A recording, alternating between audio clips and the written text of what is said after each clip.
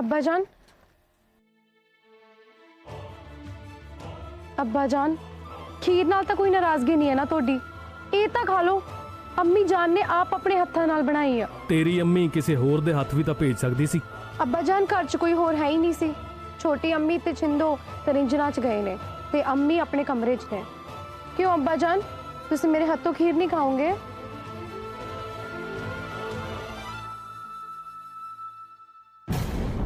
तू ये क्यों कीता हीरे? ओ क्यों कीता है तू? अब्बा जान, मैं मोहब्बत ही तां कीती आ, होर ते कुछ नहीं कीता ना। ते तुहाडे तो ज्यादा मोहब्बत नूं समझ भी कौन सकदा? अब्बा जान, तुसी भी तां मोहब्बत कीती सी ना, ते तुसी भी लड़े सी ना आपदे घर वालियां नाल मोहब्बत दे लई। अब्बा जान, तुसी भी ते जंग शुरू कीती सी ना तुहाडी ते साहिबा दी मोहब्बत दे लई। जे उस वक्त साहिबा ने तुहाडा साथ दिता हुंदा तां अज तुसी नाल हुंदे। अब्बा जान, मैं जानदी हां उस वक्त तुसी बहुत मजबूर बेबस सीगे ते कुछ भी नहीं कर सकदे सी। पर अब्बा जान, इस वक्त तां तुहाडे हत्थ सब कुछ है। एक गल दसो अब्बा जान, कि तुसी अपनी इकलौती धी दी मोहब्बत दा गला अपने हत्थों घुट दोगे? अब्बा जान, की तुसी मेरी मोहब्बत नूं नाकाम हुंदे वेख सकदे हो? अब्बा जान, बस एक बारी कि तुसी अपनी धी दी खुशी लई वो कम नहीं करोगे जो उस वक्त साहिबा नूं करना चाहिदा सी।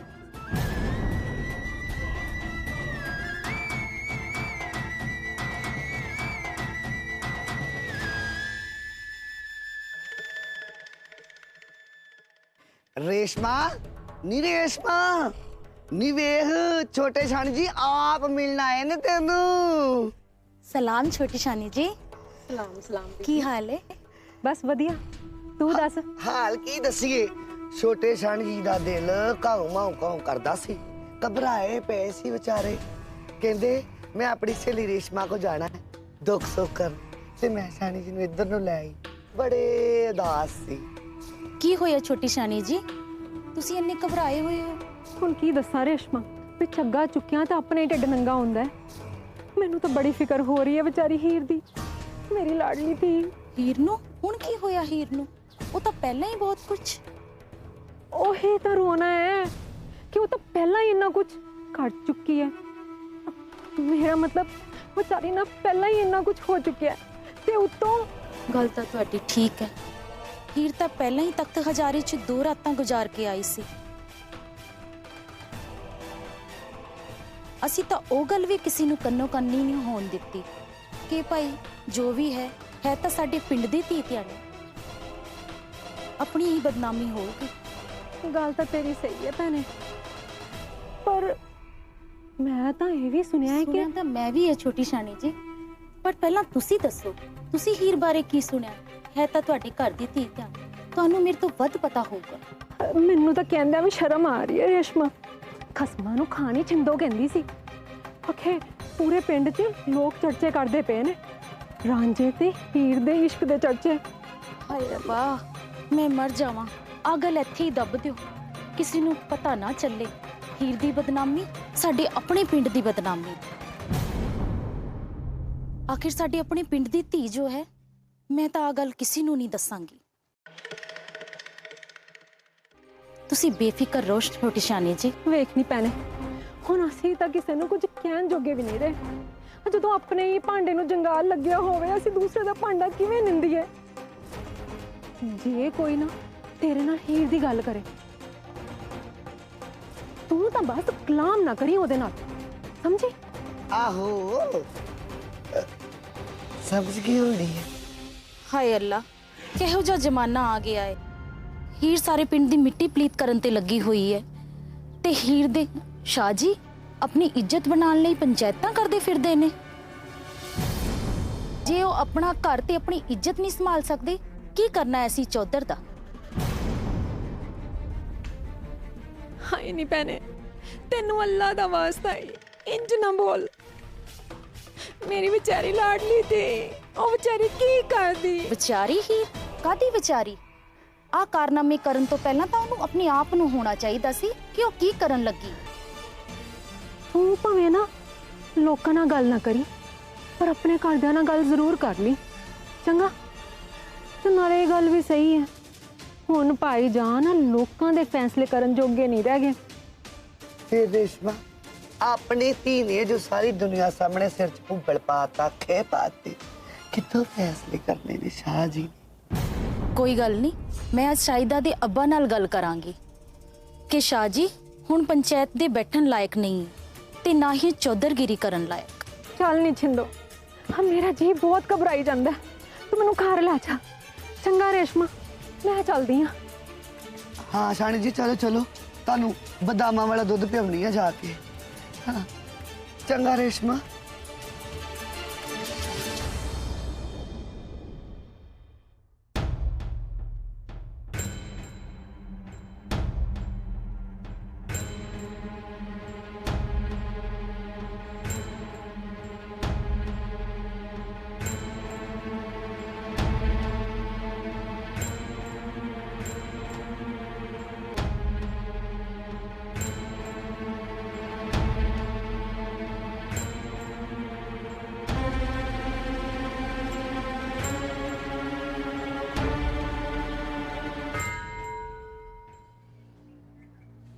ਮਲਕੀ ਅੰਮੀ, ਤੂੰ ਇੱਥੇ? ਤੈਨੂੰ ਮਨਾ ਕੀਤਾ ਸੀ ਨਾ ਇੱਥੋਂ ਆਉਣ ਤੋਂ, ਫਿਰ ਹੁਣ ਤੂੰ ਇੱਥੇ ਕੀ ਕਰ ਰਿਹਾ? ਮਲਕੀ ਅੰਮੀ, ਮੈਂ ਤਾਂ ਤੁਹਾਡੇ ਤੋਂ ਮਾਫੀ ਮੰਗਣ ਆਇਆ। ਹੁਣ ਇਹਨਾਂ ਗੱਲਾਂ ਦਾ ਤੇ ਮਾਫੀ ਮੰਗਣ ਦਾ ਕੀ ਫਾਇਦਾ ਰਾਂਝੇ? ਮਲਕੀ ਅੰਮੀ, ਮੈਂ ਤੁਹਾਡੀ ਤੇ ਸ਼ਾਹ ਜੀ ਦੀ ਬਹੁਤ ਇੱਜ਼ਤ ਕਰਦਾ ਤੇ ਤੁਹਾਡਾ ਦਿਲ ਦਿਖਾਉਣ ਬਾਰੇ ਕਦੇ ਵੀ ਨਹੀਂ ਸੋਚਿਆ। ਬਲਕਿ ਮੈਂ ਤਾਂ ਤੁਹਾਡੇ ਦਿਲ 'ਚ ਜਗ੍ਹਾ ਬਣਾਉਣਾ ਚਾਹੁੰਦਾ ਸੀ। ਜਗ੍ਹਾ ਤਾਂ ਤੂੰ ਸਾਡੇ ਦਿਲ 'ਚ ਬਣਾ ਲਈ ਸੀ ਰਾਂਝੇ, ਪਰ ਉਸ ਤੋਂ ਬਾਅਦ ਜਿਹੜਾ ਧੋਖਾ ਤੂੰ ਸਾਨੂੰ ਦਿੱਤਾ ਹੈ ਨਾ, ਉਹ ਠੀਕ ਨਹੀਂ ਸੀ ਤੇ ਨਾ ਹੀ ਅਸੀਂ ਤੇਰੇ ਤੋਂ ਕਦੇ ਇਸ ਗੱਲ ਦੀ ਉਮੀਦ ਕੀਤੀ ਸੀ। ਅਸੀਂ ਤੁਹਾਨੂੰ ਸਭ ਕੁਝ ਦੱਸਣ ਵਾਲੇ ਸੀ ਮਲਕੀ ਅੰਮੀ, ਪਰ ਪਤਾ ਨਹੀਂ ਇਹ ਤੂੰ ਸਭ। ਮੇਰੀ ਧੀ ਨੂੰ ਇੱਥੋਂ ਲੈ ਕੇ ਭੱਜ ਕਿਉਂ ਨਹੀਂ ਗਿਆ ਰਾਂਝੇ?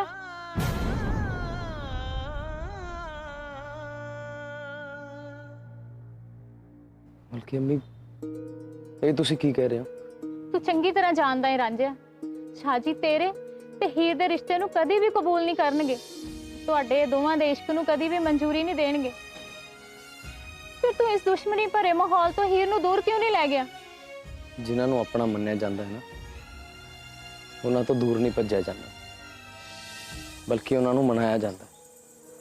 ਤੇਰੀ ਸੋਚ ਕਿੰਨੀ ਵਧੀਆ ਰਾਂਝੇ, ਪਰ ਇੱਥੇ ਤਾਂ ਕਿਸੇ ਨੂੰ ਇਸ ਗੱਲ ਦਾ ਰੱਤੀ ਭਰ ਵੀ ਅਹਿਸਾਸ ਨਹੀਂ ਹੈ। ਅਹਿਸਾਸ ਵੀ ਹੋ ਜਾਊਗਾ ਮਲਕੀ ਅੰਮੀ, ਸਹੀ ਵਕਤ ਆਉਣ ਤੇ ਸਾਰਿਆਂ ਨੂੰ ਅਹਿਸਾਸ ਹੋ ਜਾਊਗਾ ਕਿ ਮੇਰਾ ਤੇ ਹੀਰ ਦਾ ਰਿਸ਼ਤਾ ਬਿਲਕੁਲ ਸਹੀ ਹੈ। ਮੈਨੂੰ ਤੁਹਾਡੇ ਦੋਵਾਂ ਦੇ ਰਿਸ਼ਤੇ ਤੋਂ ਕੋਈ ਦਿੱਕਤ ਨਹੀਂ ਹੈ ਰਾਂਝੇ, ਸਗੋਂ ਮੈਂ ਤਾਂ ਖੁਦ ਇਹ ਚਾਹੁੰਦੀ ਹਾਂ ਕਿ ਤੁਹਾਡਾ ਦੋਵਾਂ ਦਾ ਨਿਕਾਹ ਹੋ ਜਾਏ। ਪਰ ਮੈਂ ਆਪਣੇ ਸ਼ੌਹਰ ਨੂੰ ਵੀ ਜਾਣਦੀ ਹਾਂ, ਕਿੰਨੇ ਹੀ ਮਸਲੇ ਕੰਧ ਬਣ ਕੇ ਖੜੇ ਨੇ ਤੇਰੇ ਤੇ ਹੀਰ ਦੇ ਵਿਚਕਾਰ। ਫਿਰ ਦੋਵਾਂ ਪਿੰਡਾਂ ਵਿੱਚ ਦੁਸ਼ਮਣੀ ਵੀ ਤਾਂ ਪੁਰਾਣੀ ਹੈ, ਜੋ ਸਾਰਿਆਂ ਦੇ ਲਹੂ ਵਿੱਚ ਸਮਾ ਚੁੱਕੀ ਹੈ। ਮੈਂ ਚੰਗੀ ਤਰ੍ਹਾਂ ਜਾਣਦੀ ਹਾਂ ਰਾਂਝੇ, ਸ਼ਾਹ ਜੀ ਇਸ ਰਿਸ਼ਤੇ ਲਈ ਕਦੇ ਵੀ ਰਾਜੀ ਨਹੀਂ ਹੋਣਗੇ। ਤੁਸੀਂ ਬੇਫਿਕਰ ਹੋ ਜਾਓ ਮਲਕੀ, ਅੱਜ ਕੁਝ ਐਸਾ ਹੋਊਗਾ ਕਿ ਸ਼ਾਹ ਜੀ ਨੂੰ ਮੇਰੇ ਤੇ ਹੀਰ ਦਾ ਰਿਸ਼ਤਾ ਕਬੂਲ ਕਰਨਾ ਹੀ ਪੈਣਾ। ਇਹ ਤੂੰ ਕੀ ਕਹਿ ਰਹੇ ਹੈ ਰਾਂਝੇ?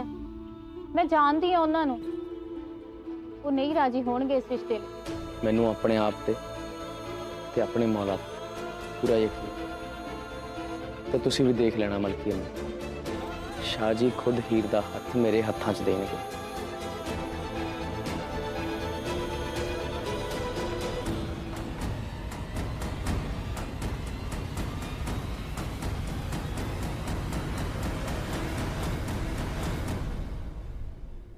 अस्सलाम वालेकुम यासिर मियां, ਇਹ ਸਭ ਚੱਲ ਕੀ ਰਿਹਾ?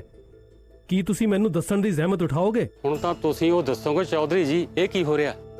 ਆਖਿਰ ਇਹ ਮਾਜਰਾ ਕੀ ਹੈ? ਤੁਸੀਂ ਮੈਨੂੰ ਸਾਫ਼-ਸਾਫ਼ ਕਿਉਂ ਨਹੀਂ ਦੱਸਦੇ? ਕੀ ਪਹੇਲੀਆਂ ਜੀਆਂ ਬੁਝਾਈ ਜਾ ਰਹੇ ਹੋ? ਚੌਧਰੀ ਹੋਣ ਦਾ ਰੁਤਬਾ ਬਹੁਤ ਵੱਡਾ ਹੁੰਦਾ, ਪਰ ਇਸ ਰੁਤਬੇ ਦੇ ਨਾਲ ਬਹੁਤ ਵੱਡੀ ਜ਼ਿੰਮੇਵਾਰੀ ਵੀ ਨਿਭਾਉਣੀ ਪੈਂਦੀ ਆ, ਪਰ ਤੁਸੀਂ ਕੁਝ ਕਰਦੇ ਨਹੀਂ ਹੈ। ਇੱਕ ਚੌਧਰੀ ਲਈ ਪਿੰਡ ਦੀ ਇੱਜ਼ਤ ਉਨੇ ਹੀ ਮਾਇਨੇ ਰੱਖਦੀ ਆ ਜਿੰਨੀ ਕਿ ਉਸਦੇ ਘਰ ਦੀ ਇੱਜ਼ਤ। ਪਰ ਤੁਹਾਡੀ ਲਾਡਲੀ ਦੀਆਂ ਗੱਲਾਂ ਸਾਰਾ ਪਿੰਡ ਕਰਦਾ ਪਿਆ ਕਿ ਉਸਨੇ ਤਖਤ ਹਜ਼ਾਰੇ ਦੇ ਮੁੰਡੇ ਦੇ ਨਾਲ ਕੇ ਆਪਣੇ ਪਿੰਡ ਦੀ ਇੱਜ਼ਤ ਵੀ ਤਾਰ-ਤਾਰ ਕਰਤੀ। ਬਕਵਾਸ ਬੰਦ ਕਰੋ। ਲੱਗਦਾ ਤੁਹਾਨੂੰ ਕੋਈ ਸਲੀਕਤ ਤਹਿਜ਼ੀਬ ਨਹੀਂ ਹੈ, ਤਾਂ ਹੀ ਤੁਸੀਂ ਇਹੋ ਜਿਹੀਆਂ ਪੁੱਠੀਆਂ ਗੱਲਾਂ ਕਰਦੇ ਪਏ ਹੋ। ਤੁਹਾਨੂੰ ਇੱਥੇ ਗੁੱਸਾ ਵਿਖਾਉਣ ਦੀ ਕੀ ਲੋੜ ਨਹੀਂ। ਜੇ ਤੁਸੀਂ ਇਹੋ ਗੁੱਸਾ ਰਹਿੰਦੇ ਵਕਤ ਆਪਣੀ ਲਾਡਲੀ ਨਾਲ ਕੀਤਾ ਹੁੰਦਾ, ਤੁਹਾਨੂੰ ਇਹ ਦਿਨ ਨਾ ਦੇਖਣੇ ਪੈਂਦੇ। ਲੈ ਨਹੀਂ ਛਿੰਦੋ, ਸਾਡਾ ਤੀਰ ਨਿਸ਼ਾਨੇ ਤੇ ਲੱਗ ਹੀ ਗਿਆ। ਆਖਿਆ ਲੋਕਾਂ ਨੇ ਸ਼ਾਹ ਜੀ ਦੇ ਰੁਤਬੇ ਤੇ ਸਵਾਲ ਖੜੇ ਕਰ ਹੀ ਦਿੱਤੇ ਨੇ। ਮਾਫ ਕਰਨਾ ਸ਼ਾਹ ਜੀ, ਹੁਣ ਹਾਲਾਤਾਂ ਨੂੰ ਦੇਖਦੇ ਹੋਏ ਸਾਰੇ ਪਿੰਡ ਦੇ ਪੰਚਾਂ ਨੇ ਇਹ ਫੈਸਲਾ ਕੀਤਾ ਕਿ ਤੁਹਾਨੂੰ ਹੁਣ ਇਹ ਚੌਧਰੀ ਦਾ ਪਦ ਛੱਡਣਾ ਪਊ, ਕਿਉਂਕਿ ਤੁਸੀਂ ਇਸ ਪਦ ਦੇ ਕਾਬਿਲ ਨਹੀਂ ਰਹੇ। ਹੋਵੇ ਨਾ ਹੋਵੇ, ਉਹ ਤਾਕਤ ਹਜ਼ਾਰੇ ਰਹਿ ਕੇ ਪਿੰਡ ਦੀ ਇੱਜ਼ਤ ਨੂੰ ਤਾਰ-ਤਾਰ ਕਰਦੀ ਹੋਵੇ। ਵਾਹ ਨੀ ਵਾਹ ਛਿੰਦੋ, ਸਵਾਦ ਹੀ ਆ ਗਿਆ। ਹਾਂ ਸਾਈ ਜੀ, ਅੱਜ ਤੇ ਬੜਾ ਹੀ ਆ ਗਿਆ। ਖਬਰਦਾਰ,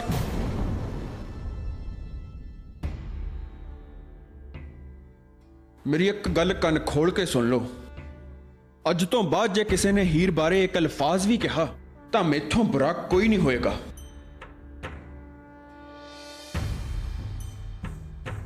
ਹੀਰ ਨਾਲ ਜੋ ਵੀ ਹੋਇਆ ਇਹ ਸਭ ਉਸ ਤਖਤ ਹਜ਼ਾਰੇ ਵਾਲੇ ਦੀ ਚਾਲ ਸੀ। ਹੀਰ ਦਾ ਇਹਦੇ ਵਿੱਚ ਕੋਈ ਕਸੂਰ ਨਹੀਂ ਹੈ। ਉਸੇ ਨੇ ਹੀਰ ਨੂੰ ਝਾਂਸਾ ਦੇ ਕੇ ਇਹ ਸਾਰਾ ਕੰਮ ਕਰਵਾਇਆ। ਹੀਰ ਅਣਜਾਣੇ ਚ ਉਹਦੇ ਇਰਾਦੇ ਸਮਝ ਨਾ ਸਕੀ। ਹੀਰ ਨੂੰ ਤਾਂ ਇਹ ਵੀ ਨਹੀਂ ਪਤਾ ਸੀ ਕਿ ਉਹ ਤਖਤ ਹਜ਼ਾਰੇ ਤੋਂ ਹੈ।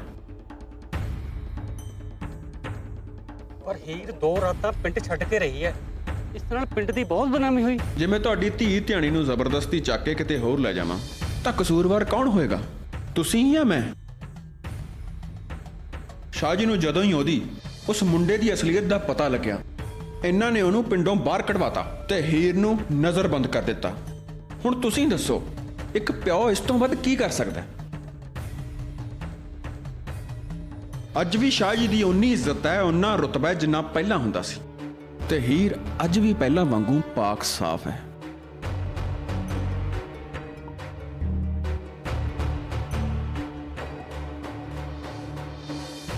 ਮੈਂ ਜਾਣਦਾ ਤੁਸੀਂ ਕੀ ਸੋਚ ਰਹੇ ਹੋ। ਹੀਰ ਮੇਰੀ ਬੇਗਮ ਹੈ ਤੇ ਤੁਸੀਂ ਉਹਦਾ ਪਰਿਵਾਰ। ਮੈਂ ਤੁਹਾਡੀ ਹੀ ਭਲਾਈ ਤੇ ਹਿਫਾਜ਼ਤ ਲਈ ਹੀ ਤੁਹਾਡੇ ਤੇ ਨਜ਼ਰ ਰੱਖੀ ਹੋਈ ਸੀ। ਅੱਜ ਤੋਂ ਬਾਅਦ ਤੁਸੀਂ ਜਾਂ ਕੋਈ ਵੀ ਹੋਰ ਹੀਰ ਬਾਰੇ ਕੋਈ ਵੀ ਉਲਟੀ ਸਿੱਧੀ ਗੱਲ ਨਹੀਂ ਕਰੇਗਾ, ਸਮਝੇ? ਪਰ ਤੂੰ ਕੌਣ ਆ? ਮੈਂ ਰੰਗਪੁਰ ਦੇ ਅੱਜੂ ਚੌਧਰੀ ਦਾ ਪੁੱਤਰ ਸੈਦਾ ਖੇੜਾ।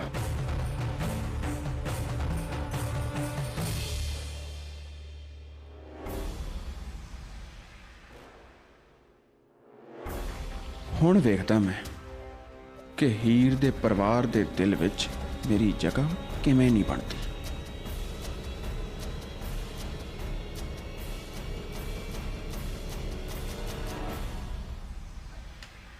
ਨੀ ਛਿੰਦੋ, ਕੈਦਾਂ ਨੂੰ ਜਾ ਕੇ ਦੱਸਣਾ ਪੈਣਾ ਸਾਡੇ ਸਾਰੇ ਬਣੇ ਬਣਾਏ ਖੇਡਦੇ ਆਉਂ ਤੇ ਚੀਤੇ ਸੈਦੇ ਨੇ ਪਾਣੀ ਫਿਰਤਾ। ਚਲ ਤੁਰ, ਚਲੋ ਸਿਆਪਾ। ਖਸਮਾਂ ਨੂੰ ਖਾਣਾ।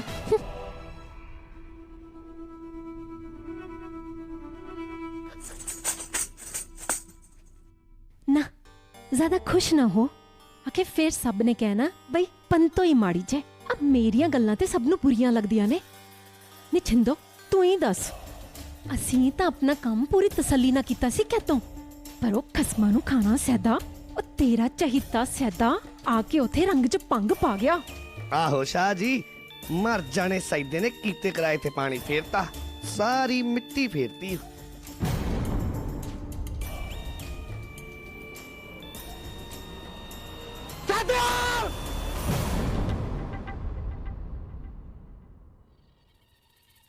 ਉਸ ਸੈਦੇ ਨੂੰ ਵੀ ਇਸ ਵੇਲੇ ਹੀ ਆਉਣਾ ਸੀ। ਹੋਰ ਨਹੀਂ ਤਾਂ ਕੀ ਵੇ, ਮੈਂ ਤਾਂ ਸੋਚਿਆ ਸੀ ਆ ਕੇ ਤੈਨੂੰ ਮੁਬਾਰਕਬਾਦ ਦਊਂਗੀ ਕਿ ਲੈ ਬਈ ਕੈਦੋਂ ਬੰਤੋ ਨੇ ਆਪਣਾ ਕੰਮ ਪੂਰਾ ਕਰਤਾ ਤੇ ਹੁਣ ਤੈਨੂੰ ਇਸ ਜਹਾਨ ਦੀ ਕੋਈ ਤਾਕਤ ਚੌਧਰੀ ਬਣਨ ਤੋਂ ਰੋਕ ਨਹੀਂ ਸਕਦੀ। ਪਰ ਨਾ, ਉਹ ਖਸਮਾਂ ਨੂੰ ਖਾਣਾ ਉੱਡਣਾ ਸੱਪ ਪਤਾ ਨਹੀਂ ਕਿੱਥੋਂ ਆ ਕੇ ਰੰਗ 'ਚ ਭੰਗ ਪਾ ਹੀ ਗਿਆ।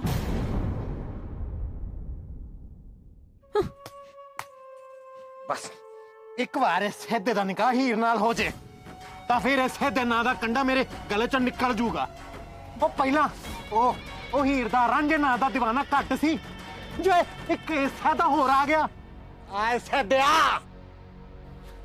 ਚੱਲ ਕੋਈ ਨਾ, ਹਜੇ ਨਾ ਸਾਡੇ ਕੋਲ ਬੜੀਆਂ ਖੇਡਾਂ ਨੇ ਖੇਡਣ ਵਾਸਤੇ, ਤੂੰ ਫਿਕਰ ਨਾ ਕਰ। ਸੋਚਦੀ ਆ ਮੈਂ ਕੁਝ ਨਾ ਕੁਝ ਹੋਰ। ਹਾਂ ਬੰਤੋ ਭਾਬੀ, ਹੁਣ ਜਿਹੜਾ ਮੈਂ ਖਤਰਨਾਕ ਖੇਡ ਖੇਡਣਾ ਉਹਦੇ ਚ ਸੈਦਾ ਵੀ ਕੁਝ ਨਹੀਂ ਕਰ ਸਕਦਾ। ਨਾ ਕਹਦਾ, ਹਜੇ ਤੈਨੂੰ ਇੰਨਾ ਖੁਸ਼ ਹੋਣ ਦੀ ਲੋੜ ਨਹੀਂ। क्योंकि हजे साडा काम पूरा नहीं होया। मतलब कि मतलब यही कि सानू छेती तो छेती मलकी नाल गल करनी चाहिए, क्योंकि तेनू पता ही है कहता हूँ ये रांझा बड़ा शातिर बंदा है ते उन्हें हुन चुपचाप नहीं बैठना। ते तेनू याद है ना किवें उन्हें घर च आके सब तो पहला मलकी दे दिल च अपनी थां बनाई सी। ते नाले जे मलकी दा दिल अपनी धी दे प्यार लई पिघल गया ना तो फिर वेखदा रह जी, उन्हें झट नहीं लानी शाह जी नू मनाउण वास्ते, समझिया ना? ना भाभी जी, रांझे दी फिक्र तुसीं छड्ड दो। जे ਉਹ ਝੰਗ 'ਚ ਆ ਗਿਆ ਤਾਂ ਤਖਤ ਹਜ਼ਾਰੇ ਜਿਉਂਦਾ ਨਹੀਂ ਜਾਂਦਾ। ਸਿੱਧਾ ਅੱਲਾ ਕੋਲ ਜਾਊਗਾ, ਅੱਲਾ ਕੋਲ। चल वधिया है फिर तो कह दो तू ओनू संभाल ते मलकी दी फिक्र तू मेरे ते छड़ दे। ओनू तो अपनी उंगलां ते किवें नचाउणा है ये बंद तो चंगी तरह जानदी है। हाँ भाभी, एक गल ते सानू जो भी करना छेती करना, मतलब किते किते देर ना हो जाए। बस वेखी जा।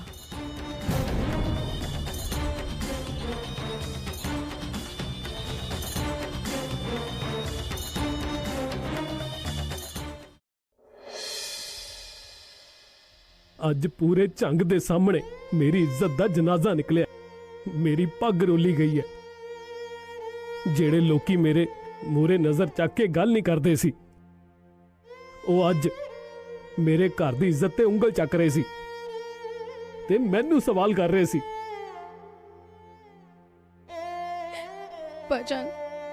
ਅੱਬਾ ਜਾਨ ਮੈਨੂੰ ਮਾਫ ਕਰ ਦਿਓ। ਮੈਂ ਕਦੇ ਵੀ ਨਹੀਂ ਚਾਹੁੰਦੀ ਸੀ ਕਿ ਮੇਰੇ ਕਰਕੇ ਤੁਹਾਨੂੰ ਕਦੇ ਵੀ ਕੋਈ ਵੀ ਦੁੱਖ ਹੋਵੇ। ਅੱਬਾ ਜਾਨ ਮੈਂ ਕਦੇ ਵੀ ਨਹੀਂ ਚਾਹੁੰਦੀ ਕਿ ਕੋਈ ਤੁਹਾਡੇ ਵੱਲ ਉਂਗਲ ਚੱਕੇ। ਮੈਨੂੰ ਮਾਫ ਕਰ ਦਿਓ ਅੱਬਾ ਜਾਨ, ਮੈਨੂੰ ਮਾਫ ਕਰ ਦਿਓ, ਮੈਨੂੰ ਮਾਫ ਕਰ ਦਿਓ। ਬੇਗਮ ਮੈਨੂੰ ਕਹਿ ਦੇ ਇੱਥੋਂ ਚਲੀ ਜਾਏ, ਮੇਰਾ ਕਿਸੇ ਨਾਲ ਗੱਲ ਕਰਨ ਦਾ ਜੀ ਨਹੀਂ। शाह जी ਖਬਰਦਾਰ, ਤੇਰੀ ਇੰਨੀ ਜ਼ਰੂਰਤ ਕਿ ਤੂੰ ਇੰਨਾ ਸਭ ਹੋਣ ਤੋਂ ਬਾਅਦ ਵੀ ਝੰਗ ਦੇ ਚੌਧਰੀਆਂ ਦੇ ਘਰ ਆ ਵੜਿਆ।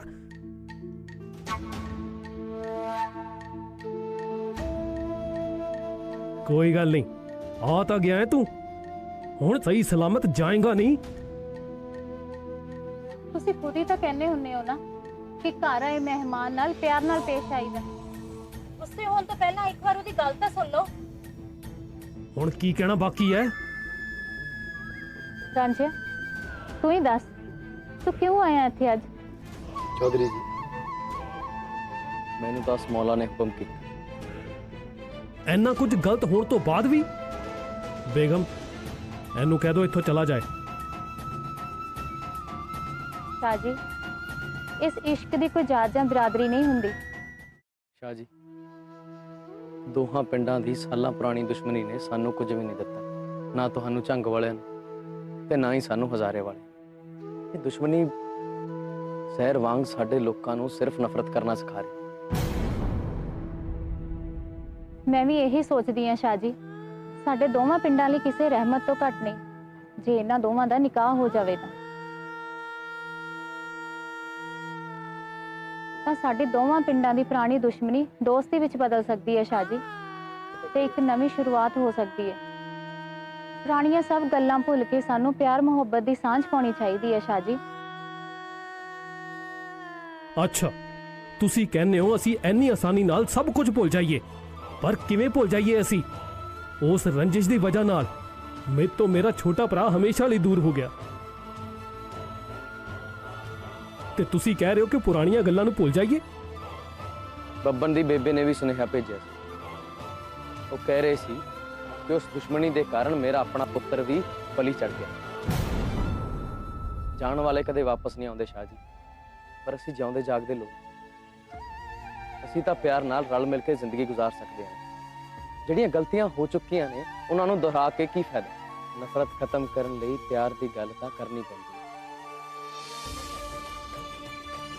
ਬੇਬੇ ਕਹਿੰਦੀ ਸੀ ਕਿ ਨਿੰਮੋ ਨੂੰ ਵੀ ਅਸੀਂ ਦਿਲੋਂ ਅਪਣਾ ਭਾਵੇਂ ਉਹ ਸਾਡੇ ਦੁਸ਼ਮਣ ਪਿੰਡ ਦੀ ਧੀ ਤੇ ਨਿੰਮੋ ਤੇ ਬੱਬਨ ਦੇ ਨਿਕਾਹ ਦੀ ਸਭ ਤੋਂ ਵੱਧ ਖੁਸ਼ੀ ਬੇਬੇ ਨੂੰ